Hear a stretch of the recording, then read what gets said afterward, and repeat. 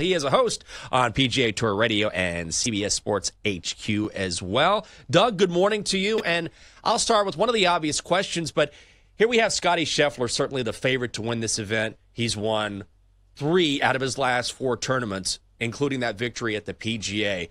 Can you put into context what we've been seeing from Scottie historically?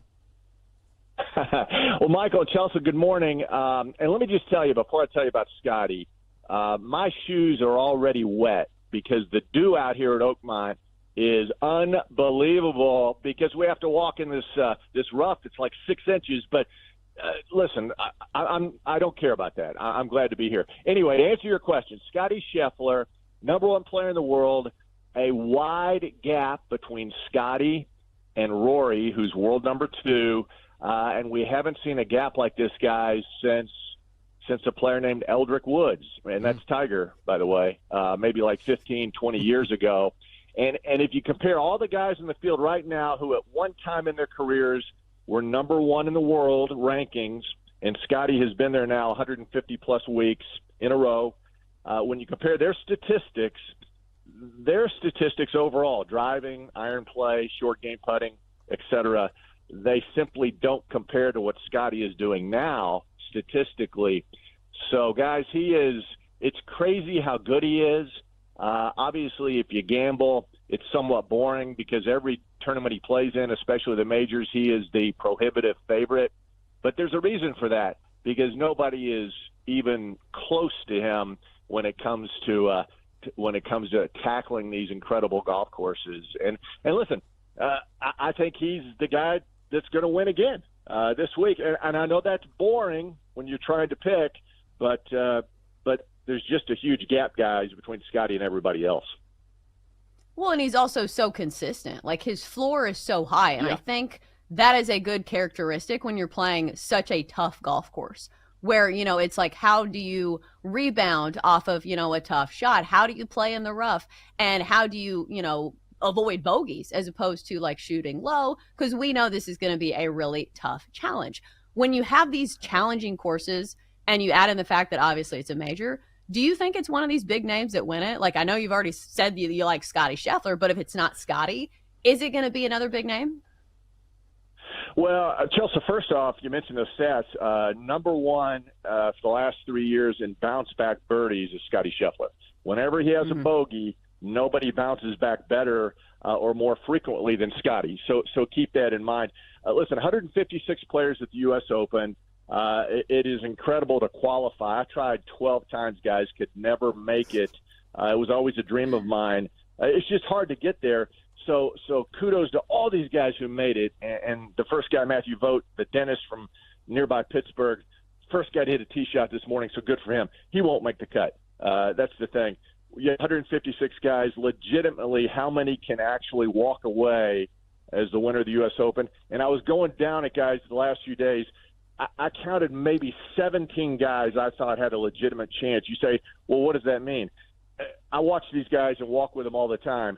Who is good enough in all categories to win a U.S. Open? Because you can't be weak in any area. You can't go in going, well, my short game's okay. My bunker play is, it could be better. No, you got to be good all 4 days.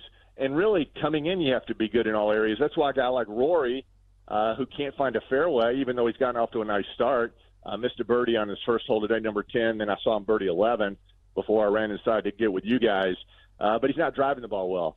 So Rory is not one of my guys in those top 17 that I think can walk away a win. So, listen, to pick a winner, 17 guys out of 156.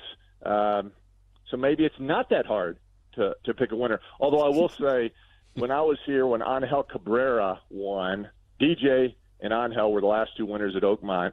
And Angel was 100-1 at the time, guys. Nobody had him even remotely on the radar. I just believe now in 2025 there isn't going to be an Angel Cabrera. I don't think there's a guy 101 out there that is going to walk away with a win because it's just so incredibly difficult, this layout at Oakmont. Doug, you mentioned Roy, and I know a lot of people would say, well, why wouldn't you consider Roy in contention? But you touched on it. He's really struggled not just driving the ball, but finding a driver that he likes. And I would think going into a course like this, it would be a huge issue. Michael, it is it is an incredible issue. I mean, think about it now. A guy who won the Masters, completed the career Grand Slam, only the sixth player in history to do that. What a monumental achievement that was. And at the time, me and everybody else said, man, this guy's the best driver of the golf ball in the world. Little guy, too, maybe like 5'8", 5'9", 150 pounds. And it really is majestic to watch him with a driver and a 3-wood in his hands. But then suddenly at the PGA Championship, guys, random test. Sounds funny in golf, like a random test. They randomly pick guys, take their drivers, put them on a machine, and it was like, oh, gosh, your driver's no longer it's non-conforming. In other words, you've hit it so much that titanium in the middle has gotten hot. It's created this trampoline effect, and it just goes too far. In golf, it's too hot. So he has to put in a new driver, and most people are thinking, well, what's the problem? Don't you have one exactly the same? It's not the same in golf. It's a different feel, and ever since they took that driver out of play days before the PGA Championship, Rory has struggled off the tee. And in major championships like Oakmont, you have to find fairways consistently and hit it long. And he's had trouble doing that. Last week in Canada, he was awful, guys, terrible finding fairways. Went home to Jupiter, spent all day Saturday, all day Sunday with the reps from TaylorMade, and they were doing some serious work trying to get him set up right. And so what does he do today? Well, he hits an iron off the tee at 10, which a lot of people do. Hits a 3-wood off the tee at 11. Haven't seen him hit a driver yet, so we'll see what happens.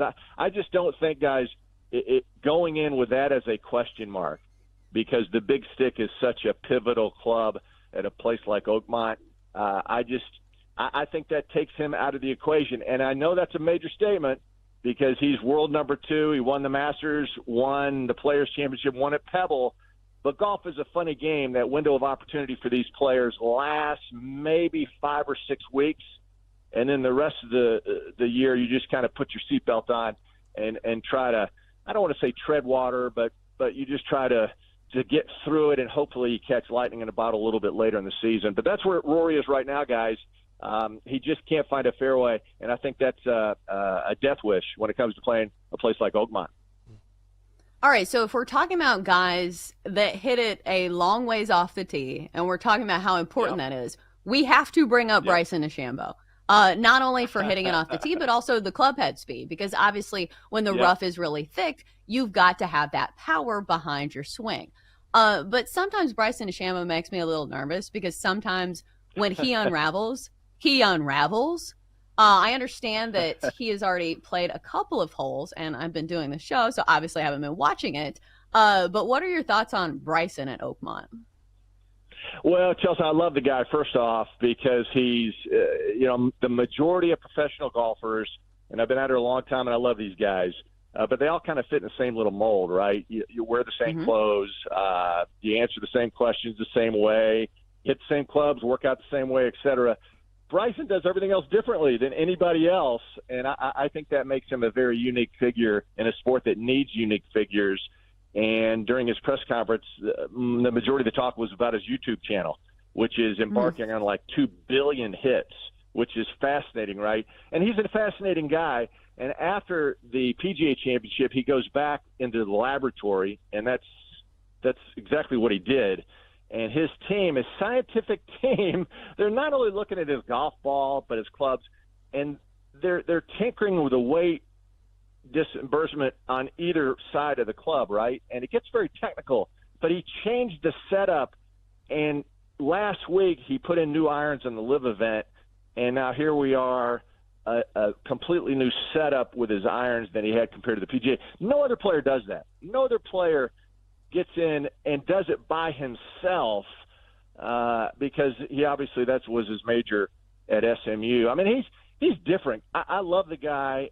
He's hit his driver here a lot early. Hasn't found a fairway yet, Chelsea, but he's still bombing it out there. And to think, listen, his pitching wedge goes 175 yards. I mean, think about that. And a 7-iron, he hits about 235.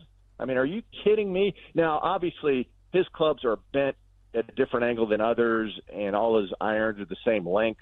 Nobody else does that. And I will say this, he's the defending champion of the U.S. Open, He's won it twice.